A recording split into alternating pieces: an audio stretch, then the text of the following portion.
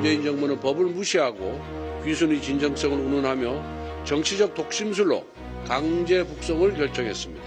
국정조사와 특검 등 구체적 대책을 검토할 것입니다. 16명을 죽인 그 두 사람이 무죄를 판결을 받고 대한민국을 버젓이 활보한다면 대한민국 국민은 누가 보호합니까? 저는 국정조사와 특검이 필요한 건 바로 대통령실이라고 생각합니다.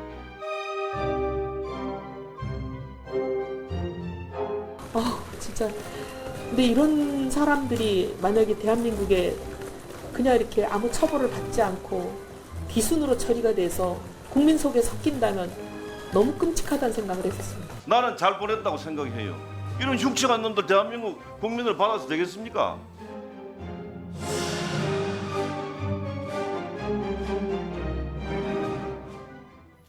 네, 여의도 사사건건 시간입니다. 장성철 공론센터 소장, 학교에서 잘리셨나 봐요. 네. 김성회 정치연구소 싱크와이 소장, 이렇게 두 분 모시고 이야기 나누겠습니다. 자, 어서 오십시오. 안녕하세요. 안녕하세요. 강의 평가가 별로 안 좋았던 거예요? 강의 평가 100점 만점에 98점 받았습니다. 근데 왜? 근데 계약 기간이 1년이었습니다. 네, 거기도 누가 전화한 건 아니죠, 학교에? 네, 그런 것 같습니다. 알겠습니다. 네. 자, 탈북어민 북송 사건 관련한 정치권 공방이 지금 계속 되고 있어요. 일단 이 사안을 어떻게 규정하시는지 좀 여쭤보겠습니다. 대통령실에서는 반인도적, 반인륜적 범죄라고 얘기를 하고 있는데 이것은 쟁점은 하나인 것 같아요. 일단은 강제 북송이냐 아니냐, 그분이 가장 중요한 문제인 것 같고요. 과연 저들이 살인 흉악범이냐 아니냐, 그 부분도 좀 파악이 돼야 될 것 같고, 당시에 2019년도 청와대 안보실에서 정치적인 판단을 통해서 이들의 인권을 무시하고 강제 북송을 했느냐 안 했느냐, 이 부분도 좀 파악돼야 될 것 같습니다. 당시에 서훈 국정원장 같은 경우에는 남북관계에 영향이 있으니까 빨리빨리 조사 끝내라, 이런 식으로 얘기를 했거든요.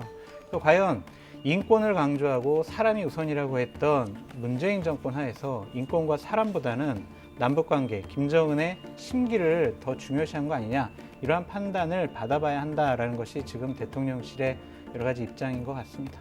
그러니까 16명을 살해한 흉악범인지 여부도 확정할 수 없다, 이런 입장. 그런 입장도 이제 문제 제기를 하고 있기 때문에 지금 검찰 조사가 진행 중이고 파악되지 않고 있으니까 그걸 좀 지켜봐야 될 것 같아요. 지금 과거에 발표됐던 여러 가지 자료를 지금 현 정부에서는 부정하고 있는 경우가 많이 있거든요. 사실관계가 뭔지 잘 모르겠어요. 그래서 사실관계가 정확하게 드러난 다음에 평론을 해야 되지 않을까 생각이 듭니다. 네, 이번 사안 핵심은 어떻게 보고 계십니까? 사실관계는 검찰께서 확인하기 전까지는 사실이 아니다라는 대통령의 잘못된 인식이 그 시작이죠. 국내 SI, 시그널스 인텔리전스라든지 국정원의 판단, 이런 것들도 다 검찰의 검증을 받지 않으면 확인할 수 없다라는 생각을 너무 노골적으로 말씀하시니까 좀 의아합니다.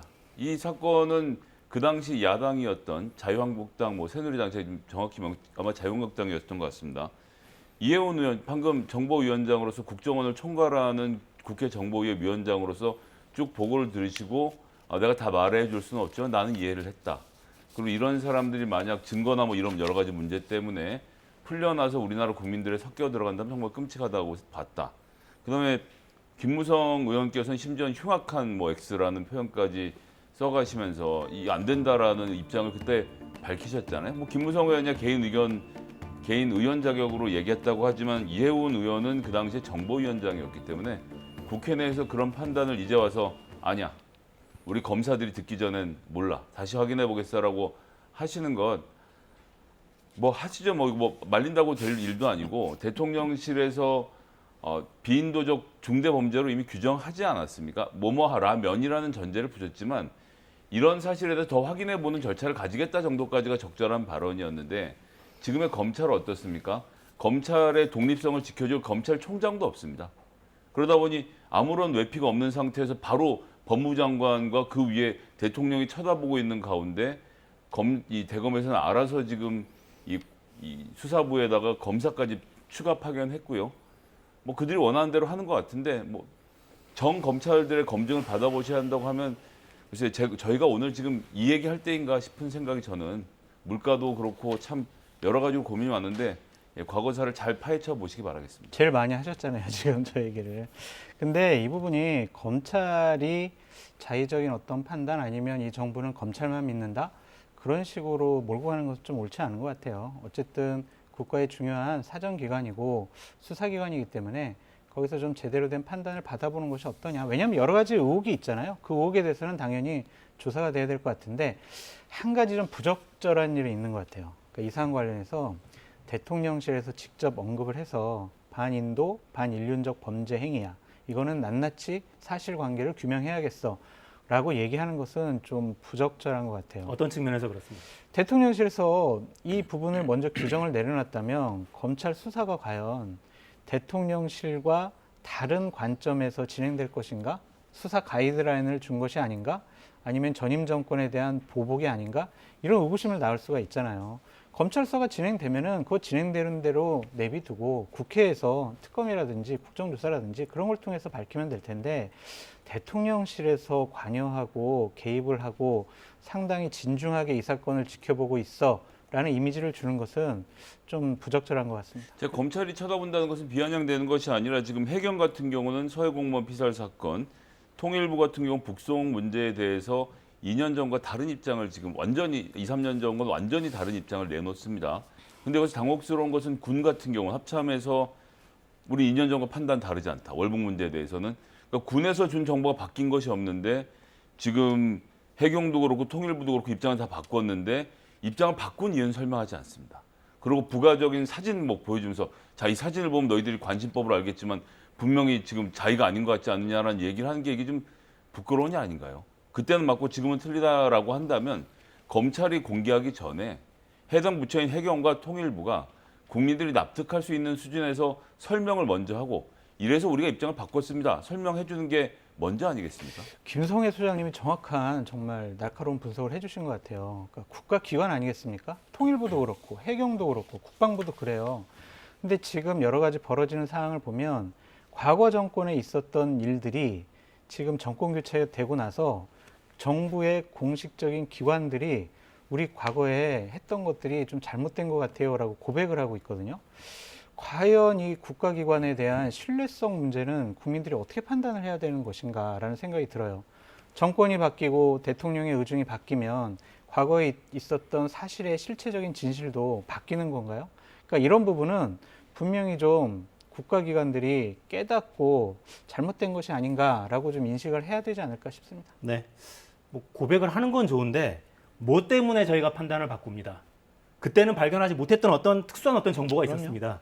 그때는 이거를 사소한 걸로 보고 누락했었는데 지금 보니 이게 정말 중요합니다. 그렇죠. 뭐가 좀 있으면 좋겠는데 냄새만 피우니까요. 자, 정치권 주장을 좀 들어볼까요? 여야 정치권 발언들 듣고 이어가겠습니다. 그때 10월 5일 날 김정은 답방 요구하는 친서를 보냈잖아요. 친서를 보낼 때 이 통지문까지 같이 딸려 보냈어요. 그러니까 송환하겠다. 제가 볼 때는 그냥 김정은 답방 선물용으로, 왜냐하면 북한에서 제일 머리 아픈 게 탈북자들이거든요. 반인도적이고 반인륜적인 범죄 행위면 그때 북송했을 때 왜 가만히 계셨어요? 그때 항의하시지? 그때는 가만히 계시다가 이제 와서 문제를 제기하는 걸 보면 정략적이라고 볼 수밖에 없잖아요. 정말로 이 사건에 분노했다면 북송 사건이 일어났을 당시에 그때 문제 제기하고 그때 싸우셨어야죠. 근데 지금 문제 삼는 거는 정략적이다. 네, 양당의 발언을 좀 들어보셨고, 그러니까 이거죠. 김정은 답방 선물용이다. 선물용으로 공화국을 배신한 배신자 2명을 넘겨주고 답방을 끌어내려고 했다라는 주장을 하태경 국민의힘 의원은 하고 있고, 우상호 비대위원장은 정략적이다. 왜 그때는 동의하고 이제 와서 근거도 제시하지 않고 이야기하느냐. 그러니까 북송 논란이 불거진 이 과정 저희가 정리한 그래픽을 다시 한번 좀 보면요. 이렇습니다. 처음 시작은 당에서 먼저 이야기가 나왔죠. 국민의힘에서 지난달 20일에 이거 진상규명해야 된다는 목소리가 터져 나왔고, 바로 다음 날 대통령이 이게 출근길 발언이었죠. 북송 사건에 대해서 많은 국민들이 의아해하고 있다. 이런 발언이 나오고 7월 6일이 되니까 국정원에서 느닷없이 두 전직 원장을 고발합니다. 그리고 12일에는 통일부가 이번엔 당시 사진을 전격적으로 공개를 해요. 억지로 끌려가는 그 사진은 정말 보기 좋지는 않더군요. 가기 싫어하는 게 너무 명확해 보여요. 그렇죠. 그러고 나니까 대통령실에서 입장을 또 밝힙니다. 그 사진을 봐라. 반인륜적인 범죄 행위고 낱낱이 규명해야 한다라는 대통령실의 발언이 있자마자 마치 신호를 받은 것처럼 검찰이 이제 움직입니다. 국정원 서버를 압수수색하는. 그러니까 아직까지 아무튼 근거는 드러난 게 없어요. 근데 전광석화처럼 움직인다는 느낌은 듭니다. 그러니까 드러난 것은 사진 10장이 새롭게 드러났죠. 당시 2019년도에는 사진 한 장만 공개됐어요. 그냥 우연하게 김우근 처장인가요? 그분이 이 휴대폰을 보다가 그 사진 하나가 공개됐었는데 지금은 10장이 공개가 됐어요. 저 사진 나가고 있군요. 사진을 보면 이렇게 묘사를 합니다. 북으로 끌려가려고 하니까 얼굴을 감싸며 괴로워했다. 풀썩 주저앉아 발버둥 쳤다. 북한군 병사들이 양팔을 잡아 끌어 북한으로 데려갔다. 한 어민은 얼굴이 피범벅이가 될 정도로 벽에 머리를 찢는 등 북송에 격렬히 저항했다. 체념한 듯 고개를 숙이며 끌려갔다. 이거는 자진해서 북으로 가겠다는 것이 아니라 강제적으로 북송한 것이다. 그렇다면 이것은 인도적인 차원에서, 인권적인 차원에서 문제가 있는 결정을 문재인 정권이 하지 않았느냐, 그런 의구심에서부터 지금 수사가 지금 진행되고 있는 것으로 보여지고요. 결론적으로 말씀드리면 이렇게 강제적인 북송을 누가 결정을 했느냐, 당시 국정원장이냐 아니면 정우영 안보실장이냐 아니면 그 누구냐, 그것에 대한 수사가 진행될 것으로 보여집니다. 자칫 잘못하면 문재인 대통령에 대한 수사도 진행될 수가 있을 것 같아요. 왜냐하면 11월 24일 날, 당시 2009년 11월 24일 날 김현철 통일부 장관이 미국 LA에서 이 사건과 관련해서 질문을 받았어요. 그래서 외교 안보와 관련해서는 어떻게 일을 처리합니까? 그랬더니 이런 것들은 대통령에게 보고도 하고 보고받고 처리합니다 라고 얘기를 했거든요. 그렇다면 김현철 장관에 대한 조사도 진행될 것이고 문재인 대통령이 이것을 최종적으로 결정했느냐 안 했느냐, 이 부분도 이번 검찰에서는 밝혀내고 싶어 할 것 같습니다. 뭐 의욕적으로 해서 그렇게 해서 문재인 대통령도 소환하시고 해서 수사를 하면 윤석열 대통령이 이루신 바를, 뭐 원하시는 바를 이룰 테니까 뭐 제가 비아냥되지 않을 수가 없습니다. 도대체 이게 국익을 위해서 무슨 도움이 되는 일인지 모르겠고, 저는 최근에 벌어진 일련의 사태를 통해서 정말 불안해지는 마음은 군의 안보 태세예요. 이게 SI라고 하는 이 감청의 범위에 대해서 우리가 너무 많은 내용을 지금 노출하고 있습니다. 이 경우에도, 이 두 번째 경우에도 이 두 사람을 사전에 몰랐던 게 아니죠. 잘 아시는 것처럼, 그러니까 이걸 왜 우리 국민들이 다 알아야 되는지 지금은 전 사실 굉장히 걱정인데, 어차피 보도가 된 것이니까 말씀드리면, 감청 등을 통해서 북에서 그런 16명의 선상살인 사건이 일어났고 그 2명이 도주 중이다라는 사실까지 한국 정부에서 다 파악을 했고요, 군에서. 그래서 이들이 혹시나 남하를 하게 되면 살인마 아닙니까? 어쨌거나 이제 들려오는 정보로는 그들이 어떻게 사법처벌을 받는 건 북에서 해결하면 되는 거니까, 그 NLL을 넘어와서 이들이 남하하거나 혹시 숨어드는 것을 막기 위해서 군이 최대 경계 태세를 펼쳐서 결국 이들이 남하는 걸 저지했죠. 첫날 저지하고 둘째 날 또 내려오는 것을 계속 왔다 갔다 하면서 이틀 동안 숨바꼭질을 거듭합니다. 이 이야기는 뭐냐면, 여기에서 어떻게 귀순 의사를 읽을 수 있습니까? 그렇게 하다 결국은 특수부대를 투입해서 생포한 것이거든요. 말 그대로 체포한 거죠.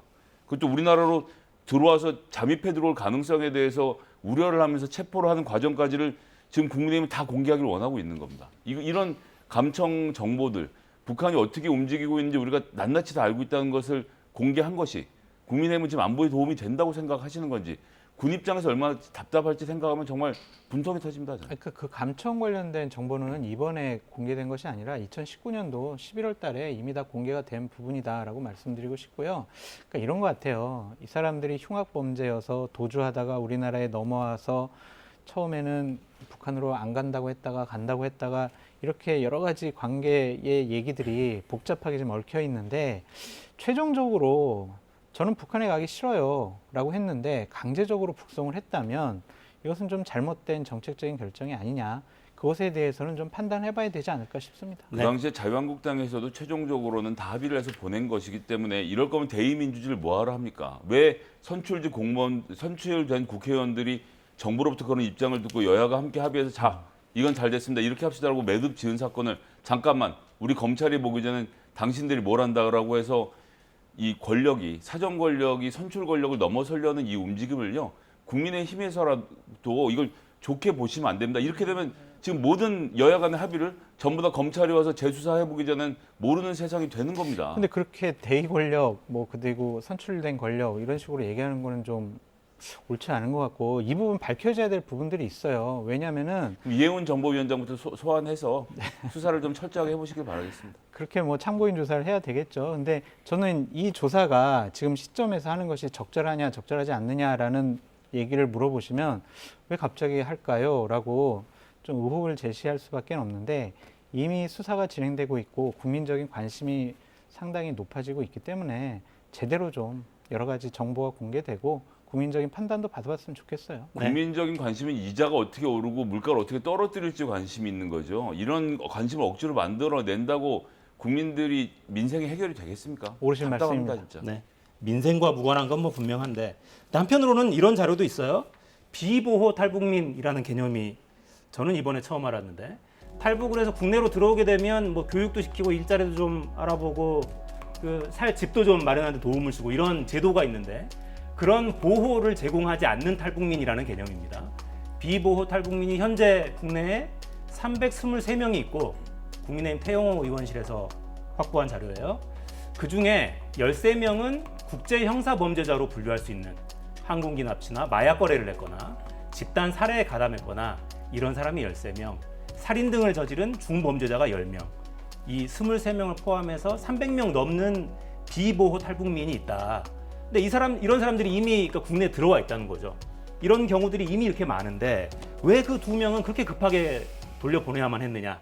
합동신문이 끝나기도 전에 합동신문을 하고 있는 그 수사관들은 좀 더 조사가 필요하다는 의견까지 제시했는데 뭐가 그렇게 급했느냐라는 게 주로 국민의힘 쪽에서 나오는 질문들이에요. 전 전형적인 물타기라고 생각합니다. 이들은 체포가 됐죠. 시작이 다릅니다. 살해를 하고 살해라는 정황을 군에서 파악했고 그들이 혹시 한국에 들어와서 우리 자국민을 해야 할 위험성을 충분히 내포하고 있었기 때문에 해군이 굉장히 비상경계를 펼치는 가운데서 이들을 작전을 해서 체포를 한 겁니다. 그 사건하고 어쨌거나 들어와 있는데 나중에 죄가 드러난 사람들하고 어떻게 같은 선상에서 태영호 의원은 비교를 하시는지 북한 문제 전문가인 줄은 알겠지만 이게 그것이랑 동급으로 따져 물을 문제는 아닌 것 같습니다. 범죄자는 인권이 없어요. 그냥 범죄자는 우리나라에 들어와도 그냥 추방시켜가지고 북한에 가서 사형당하게 하고 고문받아서 죽게 만들어요. 그게 맞아요? 그게 바로 유엔 난민협약에 있는 그런 규정입니까? 난민협약에 그런 규정 없잖아요. 그러니까 국제법상 여러 가지 협약과 조약들은 지켜야 될 의무가 체결국인 우리 대한민국에 있다라고 보여지고요. 앵커께서 말씀하셨듯이 보통 이런 사람들을 합동 수사해서 조사할 때는 최소한 보름에서 석 달까지 걸린다고 하잖아요. 근데 3일 만에 북송을 한 것은 과연 정치적인 의도가 개입되지 않았을까? 그러니까 국민의힘 쪽에서는 얘기하는 거죠. 당시에 이제 곧 한 아세안 정상회의가 열리니까 그때 김정은 초청을 하려고 초청 의사와 함께 이 사람들을 되돌려보낸 것이 아니냐라는 것이고 당시 서훈 국정원장 같은 경우에는 남북 관계에 악영향을 미칠 수가 있으니까 조사 빨리 끝내라. 이런 식의 정치적인 판단을 한 것이 과연 적절한 것이냐. 이런 것들을 종합적으로 이번에 검찰 조사를 통해서 밝혀졌으면 좋겠습니다. 그러니까요. 정치적 판단의 문제, 공무원들의 업무의 문제를 전부 다 검찰이 들여다봐서 불법 여부를 따져 묻겠다라고 하는 그 윤석열 정부의 태도. 그러니까 적폐청산이라고 하면 예전엔 말이죠. 최소한 내가 공권력을 사용해서 치부를 하고 뭔가 잘못을 저지르고 누가인가 해를 가한 사람들에 대한 처벌이라고 다 하면 지금은 하는 것이요. 검찰이 딱 보기에 내 마음에 들게 했나 안 했나를 전부 다 수사를 통해서 확인하겠다라고 하는 것.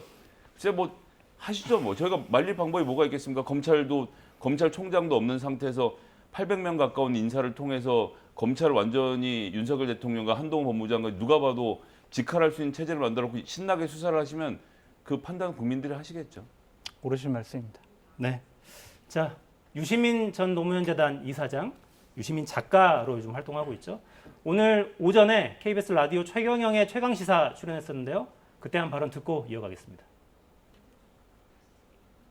정부라는 건 종합병원 비슷한가요? 그리고 네. 이제 대통령은 병원장인 그렇죠. 거죠. 네. 그리고 이제 각 과 과장님들이 이제 장관들이고 그런 거 비슷해요. 응급실 열어놨는데 의사도 한 명도 없고 간호사도 없고 응급실이 텅 비어 있어요. 그러니까 빨리빨리 해야 될 급한 일들이 있는데 아무것도 안 하는 거예요. 옛날 사진 같은 거 뭐 MRI 사진 예. 다시 올려놓고 예. 야 이거 지금 이 사진 보니까 이 병이 그게 아니었는데 지난번 그 과장이 저 병원장이 잘못했네 뭐 이런 거 하고 있잖아요. 그러니까 지금 사람들이 아니 왜 응급실을 비워놓고 급하지도 않은 급한 일 다 해놓고 나중에 시간 많고 놀 때 세미나 할 때 하면 되는 문제를 가지고 의사들이 왜 다 거기가 있어? 병원장도 거기 신경 쓰는 것 같아? 이렇게 되는 거예요. 네, 유시민 작가는 그래서 지금 대통령이 없는 것과 비슷한 상태다. 평가할 것이 없다. 이렇게 상황을 비판을 했어요. 그 월북몰이 관련한 또 지금 이른바 탈북 그 어민들 강제 북송 사건, 의혹 사건 관련한 그런 비판으로 읽히는데 어떻게 들으셨어요? 급한 일을 다 정리를 해야 될 것 같고요. 이 일만 지금 뭐 대통령이나 대통령실에서 매달려 있다라고 믿기는 힘들죠. 국정 운영이라는 것이 과연 그냥 검찰을 통해 가지고 과거 정권에서 잘못한 것들을 조사하는 것이 국정 운영의 다가 아닐 것이고요. 분명히 뭐 각부 장관도 있고 대통령의 비서들도 있기 때문에 여러 가지 문분에 대해서는 대통령이 잘 보고받고 챙길 것이라 믿고 싶습니다. 뭐 더 이상 드리고 싶은 말씀은 없습니다.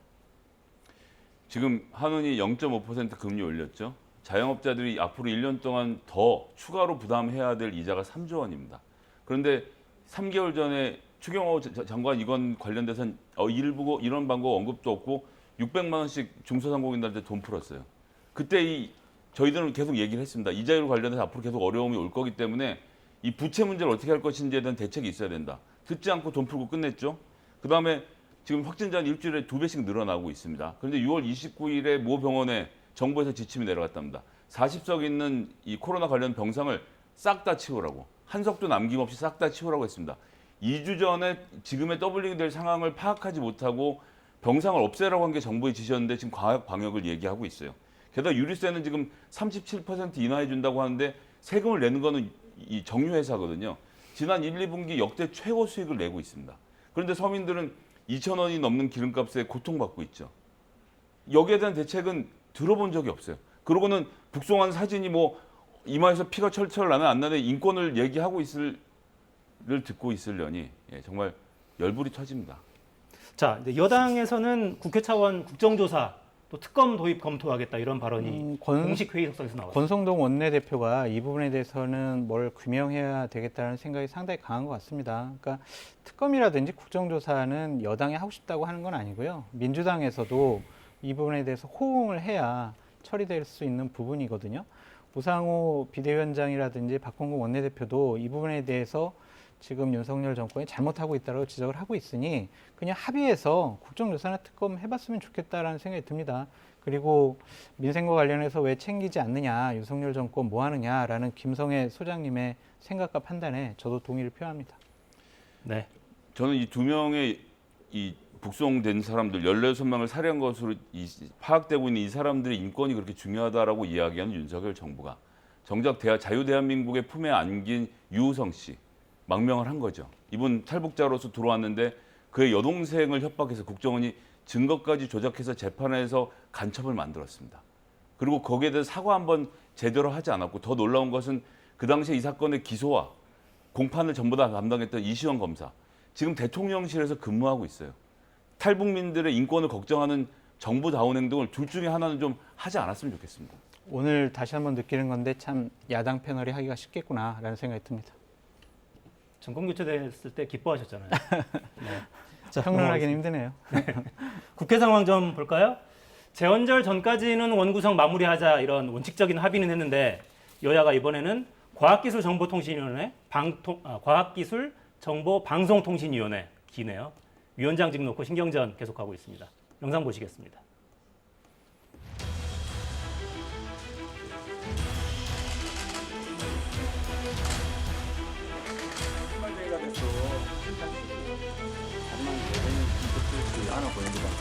행정안전위원회와 과학기술방송정보통신위원회만큼은 반드시 민주당에서 맡아야 한다는 입장을 견지해 왔습니다. 이 때문에 법제사법위원회와 국회 운영위원회를 양보하는 결단을 하기도 했습니다. 여당인 국민의힘에서 당연히 맡아야 될 법사위원장과 운영위원장인데 그것을 마치 자기들이 양보한 것처럼 얘기를 하면서 그 양보의 대가로 행안위와 과방위를 자기들이 가져가겠다 이렇게 얘기하는 것은 어불성설이다 이렇게 생각을 합니다.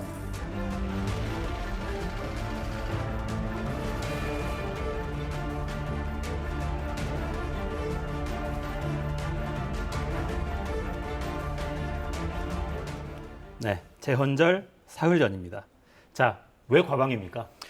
방송통신과 관련돼서 여러 가지 일들을 여당에서는 할 것이다. 특히 방송통신위원장인 항상혁 위원장을 쫓아내려고 하는 것이 아니냐.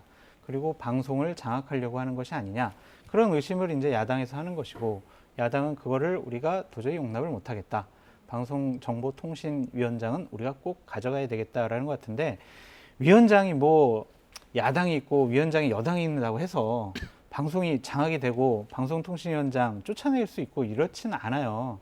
그냥 예를 들면은 방송통신위원장 국회에 불러가지고 많이 괴롭힐 수는 있겠죠. 위원장이 이제 국민의힘 위원장이면. 그리고 예산 같은 거 좀 정리할 수 있을 거고, 관련된 법안 같은 경우에 좀 더 빠르게 처리할 수 있는 거지, 위원장이 됐다고 그래서 뭐 어떻게 바꿀 수가 있겠습니까? 그러니까 서로 지금 기싸움 뭐 이런 것으로 보여지는데 참 쓸데없는 거 가지고 싸우고 있다라고 말씀드릴 수밖에 없어요.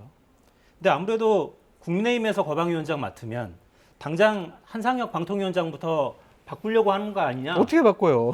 이런 의심을 계속 이제 야당에서 하는 거죠. 그러니까 이제 장성철 소장님 말씀처럼 위원장이 못 바꾸거든요. 그래서 검찰도 동원하고 있지 않습니까? 3년 전에 채널A 재승인 과정에서 공정성 점수가 너무 좀 차이가 적어서 그 당시 방통위가 보완 계획서 좀 내보세요 해서 승인이 조금 늦어졌죠. 요거를 그때 고발을 했습니다. 그 당시에 윤석열 검찰총장이 있던 당시였죠. 엄정하게 법칙행을 하시는 윤석열 검찰총장이 있던 당시에 이 고발건은 다루어지지 않았는데, 한상혁 방통위원장 왜 안 나가 얘기가 나오기가 무섭게 검찰에서 고발인을 불러다 조사하고 지금 시작을 했지 않습니까?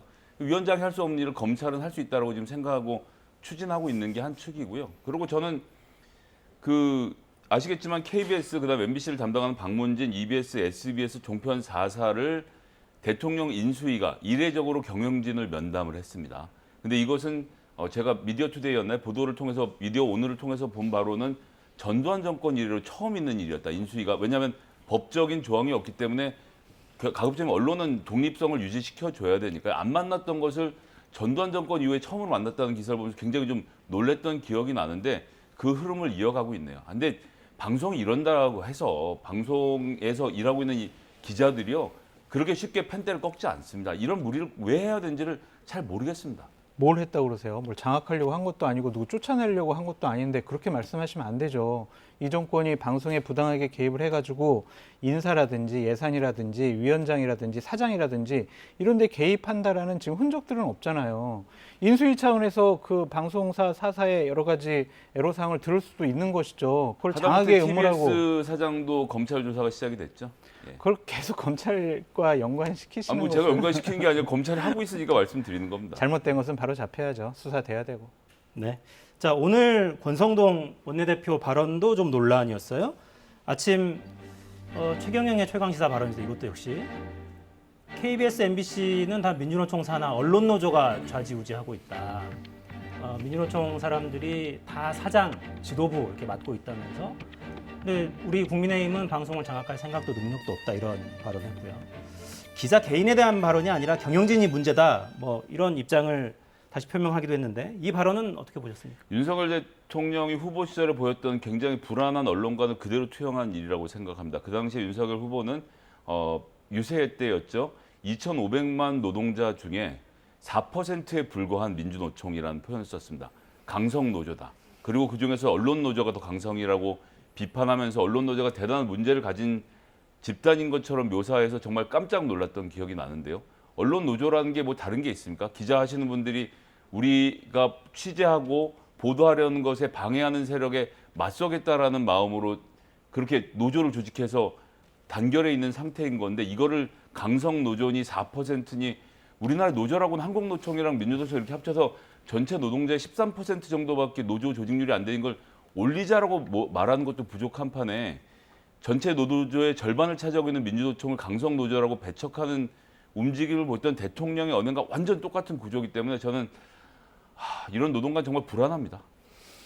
저는 이랬으면 좋겠어요. 정권이 바뀌었고 권력을 잡았다고 그래서 방송사의 사장도 바꾸고 주요 간부들도 다 바꿔서 친정권 성향의 방송국을 만들겠다? 그렇게 방송국을 장악하겠다? 그런 생각도 해서는 절대로 안 된다는 생각이 들고요.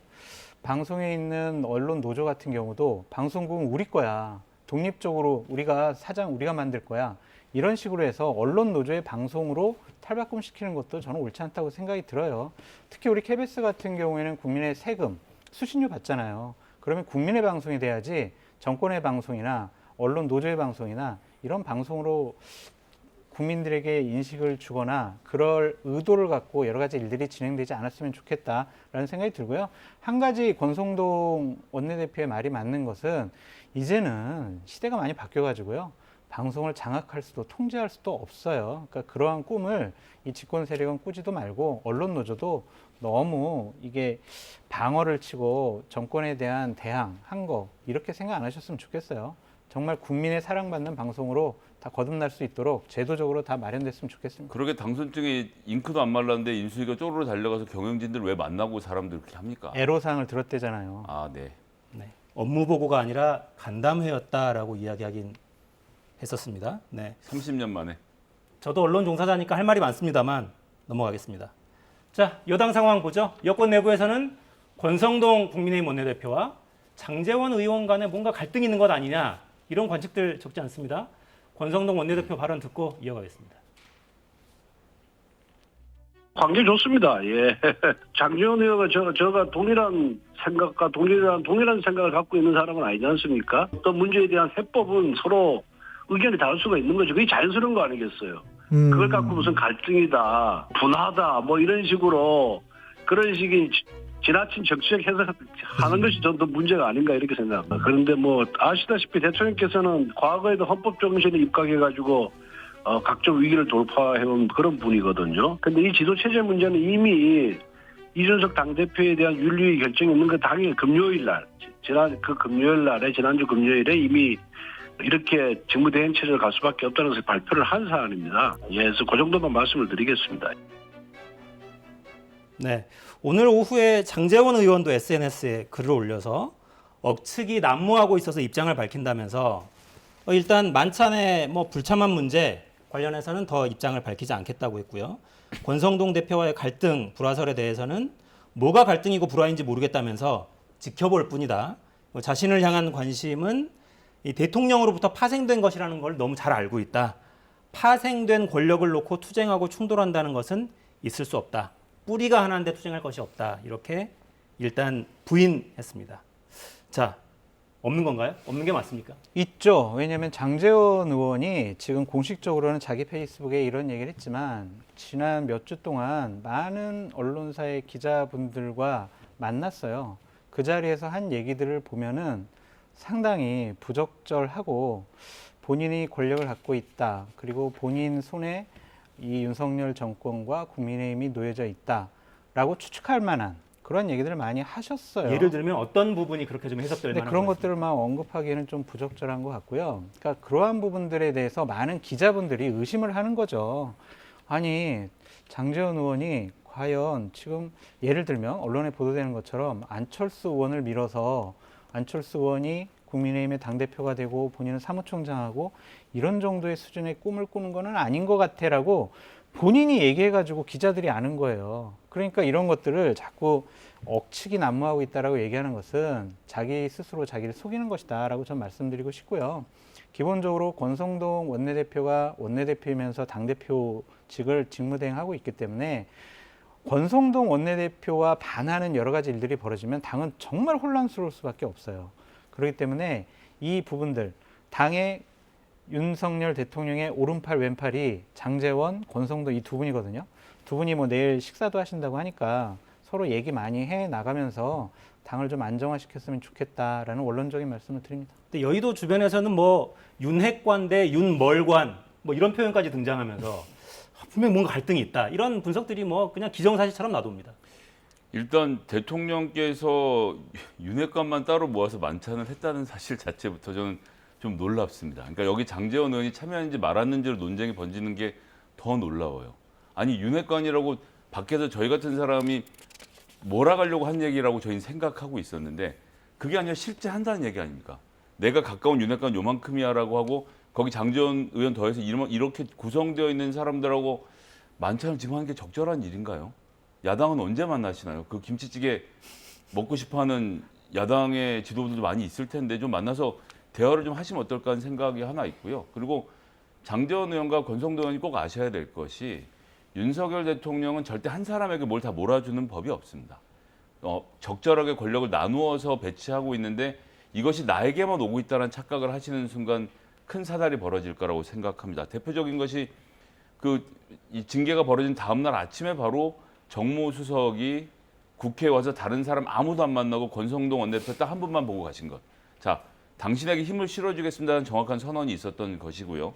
뭐 만찬을 이렇게 했던 저렇게 했던 장제원 의원은 끊임없이 대통령과 직접 통화하면서 소통하고 있는 뭐 이런 얘기들이 계속 나오고 있지 않습니까? 그래서 난가 싶은 생각을 버리는 것.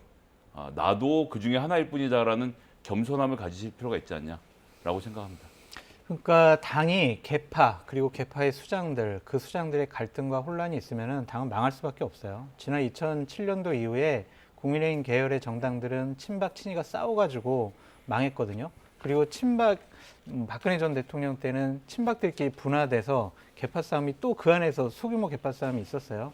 그러니까 그런 것들을 반면교사로 삼아서 이 두 분들이 윤석열 정권에 어떤 상징적인 의미를 갖고 있는지 본인 스스로 그 자리에 대한 무게감을 느끼셔서 서로 권력을 남용하거나 서로 싸우거나 서로 권력과 주도권을 갖거나 2024년도에 공천권을 갖기 위해서 서로 많은 무리수한 수를 두거나 이러지 않았으면 좋겠어요. 그러면은요 국민들이 금방 아시고 또 심판합니다. 네. 자, 시간이 거의 다 됐는데 이 사진은 제가 한번 보여드리고 짧게 코멘트를 듣고 마무리를 좀 하겠습니다. 어느덧 잊혀져가는 것 같은 이준석 대표. 하필 또 광주에 갔어요. 무등산 서석대. 안개도 자욱하고요. 네. 이 메시지는 어떻게 읽으셨습니까?